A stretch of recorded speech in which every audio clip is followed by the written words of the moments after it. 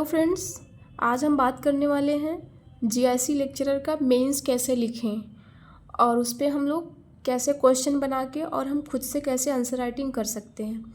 Okay, तो देखिए हमने एक आंसर राइटिंग लिखा है जो कार्ल मार्क्स की अवधारणा है, उनका कॉन्सेप्ट है ऐतिहासिक भौतिकवाद। तो ऐतिहासिक भौतिकवाद पे टिप्पणी करना है, तो आपको क्या उसमें कंटेंट डालना है, क्या कैसे करना है, वो चीज़ आपको पहले क्या करना है। तो आपको ऐतिहासिक कैसे आपके माइंड में आएगा कि इसका आंसर हमें लिखना है, ठीक है। जब आप कैसे आप लिखोगे इस चीज़ को, तो आपको इसके पहले ऐतिहासिक भौतिकवाद के बारे में पढ़ लेना है और उसके बाद आप पूरे कार्ल मार्क्स की थियरी को पढ़ना है, ठीक है। तो उसमें से एक निचोड़ निकल के आएगा जो भी, तो आप उसके बारे में आप इसको लिखोगे। पहले तो आप लोग को देख के लिखना है क्योंकि ऐसे तो आएगा नहीं, तो इसलिए पहले आपको देख के लिखना। एक आंसर राइटिंग को एक क्वेश्चन आप बनाओगे, ठीक है। उसके बाद आप एक क्वेश्चन को जब बना लोगे तो उस पर कम से कम एक आंसर राइटिंग को आप उसी को 3-4 बार जब लिख लोगे तो आपका अपने आप वो कॉन्सेप्ट बैठ जाएगा कि हाँ इसमें ये चीज़ होती है और हम ये चीज़ इसमें लिख सकते हैं। तो इससे आपको एक आइडिया मिल जाएगा। ओके, तो आइए हम पढ़ते हैं। हमने देखा मेरा कैसा कॉन्सेप्ट आंसर है क्वेश्चन का, तो आपको ज़रूर अच्छा लगेगा। तो हम पढ़ के आपको बता देते हैं क्या क्या कॉन्सेप्ट डालना है। और हाँ, आपको एक चीज़ और ध्यान रखना है कि आपको एक पेन यूज करना है। आप बहुत सारी पेन का यूज़ मत करिएगा क्योंकि इससे क्या होता है ना, फिर अगर आप हर पॉइंट पे आपको जो कॉपी चेक करेगा फिर वो अलग से एक पॉइंट देखेगा, फिर उसका एक अलग से फिर कॉन्सेप्ट ढूंढेगा कि हाँ इसका क्या लिखा, इसका क्या लिखा। तो इसलिए उसके दिमाग में ये चीज़ नहीं है। कंटेंट तो अच्छा होना चाहिए, वो अलग की चीज़ है, लेकिन फिर एक अगर उस हेडिंग आपने डाल दिया तो उसका एक अलग से फिर निकल के आ जाता है। सॉरी गाइज, तो निकल के आ जाता है, ठीक है। तो हम आइए देखते हैं क्या हमने इसमें इस ऐतिहासिक भौतिकवाद पर हमने कैसे टिप्पणी की है। तो क्वेश्चन को पढ़ के आंसर पढ़ते हैं हम। ऐतिहासिक भौतिकवाद कार्ल मार्क्स द्वारा प्रस्तुत किया गया एक सिद्धांत है जिसके अनुसार मानव इतिहास का विकास मुख्य रूप से भौतिक एवं आर्थिक परिस्थितियों के द्वारा निर्धारित करता है, ठीक है। ये जो कार्ल मार्क्स है, इन्होंने भौतिक और आर्थिक परिस्थितियों के बारे में इन्होंने बताया है।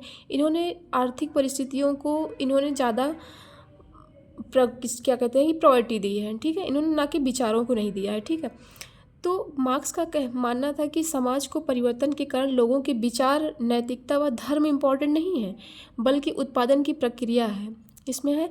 फिर आगे कहते हैं कि उत्पादन के साधन जमीन हो गए, जैसे मशीन हो गए, उत्पादन संबंध, इस पर पे इन्होंने कार्ल मार्क्स ने जोर दिया है। और नीचे हमने उसका मार्क्स के अनुसार एक मैंने कोट, मार्क्स के अनुसार मार्क्स ने कहा है तो इतिहास विभिन्न आर्थिक चरणों से गुजरता है, जैसे शिकार हो गया, समाज हो गया, दास प्रथा हो गया। आप लोग वो क्या कहते हैं, आप उसका एग्जाम्पल आप दे सकते हो। तो मैंने देखिए यहाँ पे एग्जाम्पल दिया है, शिकार, समाज, दास प्रथा इत्यादि। तो सामंत, पूंजीवाद, अंत में साम्यवाद। हर चरण में उत्पादन के साधनों में परिवर्तन होते हैं जिसमें नए वर्ग बनते हैं और उनके बीच संघर्ष उत्पन्न होता है। यही वर्ग संघर्ष इतिहास को आगे बढ़ने वाली शक्ति है। और ऐतिहासिक भौतिकवाद के अनुसार 2 भागों में विभाजित किया है, एक अधिसंरचना, एक अधोसंरचना। जो अधिसंरचना होता है वो परिवार, विवाह, शिक्षा, और जो अधोसंरचना होता है वो उत्पादन पद्धति पर, उत्पादन शक्ति पर, उत्पादन के संबंधों पर ये बात करता है। ओके, जो अधोसंरचना होती है ये अधिसंरचना पे क्या होता है, निर्भर होती है। अधोसंरचना और अधिसंरचना के कारण ही परिवर्तित होता है। ओके, तो हम नीचे पढ़ते हैं।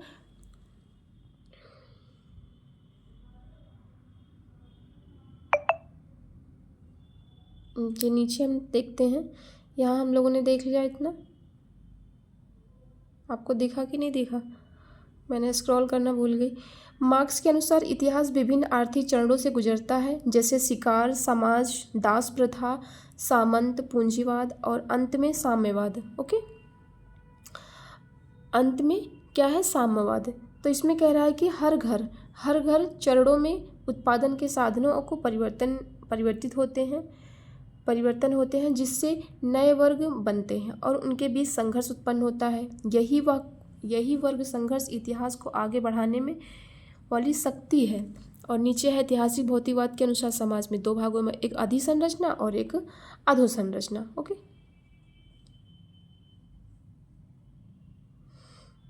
ये आदि संरचना और अधिसंरचना। नीचे हम इसके बारे में देखते हैं। हमने लिखा है अधोसंरचना। अधोसंरचना में परिवर्तन के कारण ही अधिसंरचना में परिवर्तन होता है, अर्थात जो शासक वर्ग का अधोसंरचना पर नियंत्रण होता है और अधिसंरचना पर भी उसी का ही नियंत्रण होता है। ये आपने कंक्लूजन लिख दिया। इतना आप नीचे अस्पष्टता नहीं दिख रहा है, अस्पष्टता मैं पढ़ देती हूँ क्या लिखा है। नीचे एक कंक्लूजन आपको निष्कर्ष लिखना है। आपको जब निष्कर्ष लिखोगे तो आप वो चीज़ लिखोगे नहीं कि हाँ कि मैं निष्कर्ष डाल के मैं लिख रहा हूँ, नहीं, ऐसा आप नहीं करोगे। ठीक है, आपको दिखा देती हूँ।